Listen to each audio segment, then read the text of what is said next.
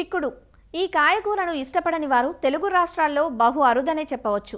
చిక్కుడులో ప్రధానంగా రెండు రకాలు అందుబాటులో ఉన్నాయి. ఒకటి పందిరి చిక్కుడు, రెండోది పొద చిక్కుడు.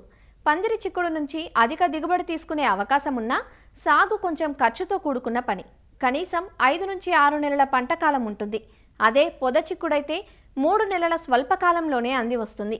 తీగ చిక్కుడు వేసినా పొద చిక్కుడు వేసినా కొన్ని జాగ్రత్తలు తీసుకొని సాగు చేస్తే మంచి దిగుబడులతో పాటు ఆకర్షణీయమైన ఆదాయం పొందే అవకాశం ఉంది. చిక్కుడు సాగు వివరాలు తెలియజేస్తున్నారు ప్రొఫెసర్ జయశంకర్, తెలంగాణ రాష్ట్ర వ్యవసాయ విశ్వవిద్యాలయం పాలెం కృషి విజ్ఞాన కేంద్రం ఉద్యాన శాస్త్రవేత్త డాక్టర్ ఆదిశంకర్. చిక్కుడు అనేది లెగ్యూమ్ జాతి పంట. ఈ కూరగాయలన్నిటిలో ఎక్కువ ప్రోటీన్స్ ఉన్నటువంటి కూరగాయ చిక్కుడు. చిక్కుడు సాగుకి ప్రధానంగా మనకు పందిళ్ళ మీద పాకించేటువంటి తీగ చిక్కుడు, అలాగే మరియు పొట్టిగా ఉండేటువంటి పొద చిక్కుడు అనే 2 రకాలుగా లభ్యమవుతుంది. తీగబారి పందిళ్ళ మీద పాకించే చిక్కుల్లో మనకు ఎక్కువగా ప్రాచుర్యం పొందింది R&D1. ఈ రకము దీర్ఘకాలిక పంట. దాదాపుగా ఫస్ట్ కోత కోయడానికి 150 రోజులు సమయం పడుతుంది. ఇది వర్షాకాలంలో విత్తుకున్నట్లయితే మనకు చలికాలంలో పంట వస్తుంది. కానీ కాయ నాణ్యత బాగుంటుంది, గింజ నిండుగా ఉండి ఎరమ బాగుంటుంది. కొత్తగా వచ్చినటువంటి హైబ్రిడ్స్ అర్కభవాని అనే రకం, ఇది తక్కువ రోజుల పంట, విత్తిన 78 రోజుల్లోనే వస్తుంది. ఇది కూడా పందిళ్ళ మీద తీగలాగా పాకి పెంచవచ్చును. ఇది ఫోటో సెన్సిటివ్, అంటే ఎప్పుడైనా విత్తుకోవచ్చును. అంటే వర్షాకాలం కానీ, వేసవికాలం కానీ, చలికాలంలో కానీ ఈ పంటని 3 కాలాల్లో విత్తుకోవడానికి అనుకూలంగా ఉంటుంది. ఇంకా పొద రకాల విషయానికి వచ్చినట్లయితే అర్కా అమగ్, ఇది IHR బెంగళూరు నుంచి రిలీజ్ చేసిన రకము.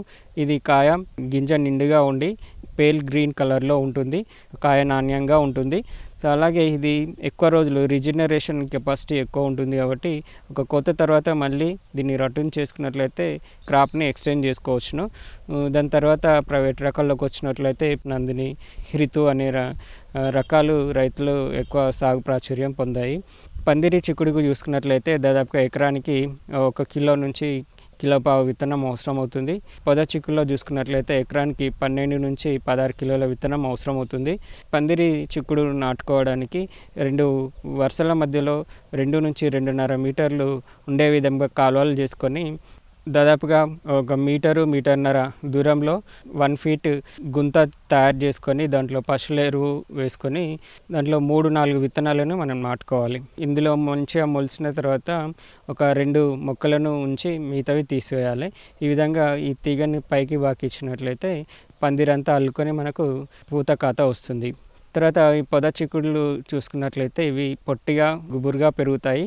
సో వీటిని విత్తుకోవడానికి 2 వరుసల మధ్యలో 90 సెంటీమీటర్లు లేదా 70 సెంటీమీటర్లు, వరుసలను మొక్కల మధ్య 30 సెంటీమీటర్ల నుంచి 40 సెంటీమీటర్లు ఉండే విధంగా విత్తుకోవచ్చును. వీటిని బోదెలు సాళ్ళ పద్ధతిలో విత్తుకున్నట్లయితే అధిక వర్షాలు పడినప్పుడు మొక్కలు చనిపోకుండా ఉంటాయి.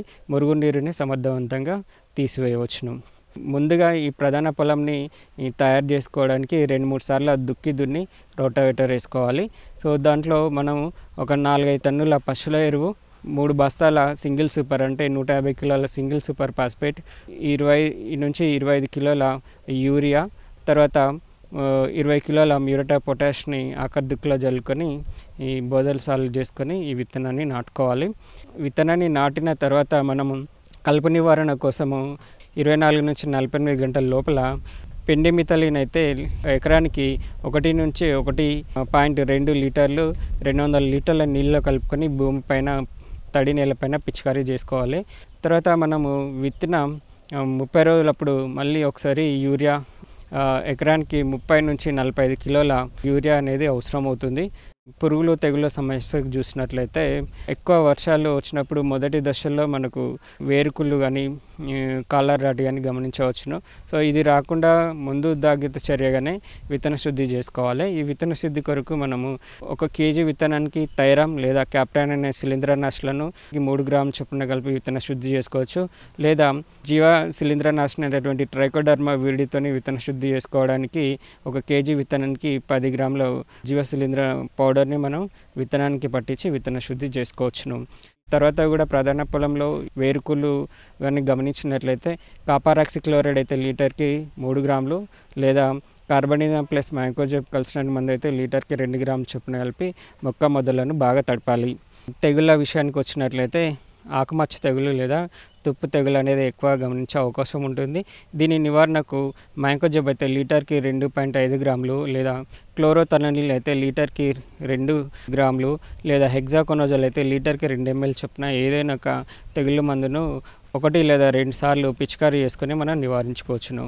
పూత పిందే దశలో మనకు కాయ తొలచు పురుగు లేదా పూతను తినే పురుగు మనం గమనించవచ్చును. సో ఇది రాకుండా ముందు జాగ్రత్త చర్యగా మనము స్పోడాప్టెరా హెలికోవర్పా ల్యూర్స్ని మనము ప్రధాన పొలంలో విత్తిన 30 రోజులప్పుడు మనం ఏర్పాటు చేసుకున్నట్లయితే ఈ తల్లి రెక్కల పురుగులను ట్రాప్ చేసి మనం ఈ పురుగు యొక్క ఉధృతిని నివారించవచ్చును. లేదా ఈ పురుగును గమనించిన వెంటనే మనము ప్రొఫినాఫాజ్ 2 ml అలాగే వేప నూనె 10,000 ppm 1 ml కలిపి చేనంతా తడిచేలాగా 1 లేదా 2 సార్లు పిచికారీ చేసుకొని మనం సమర్థవంతంగా ఈ కాయపుచ్చును నివారించుకోవచ్చును.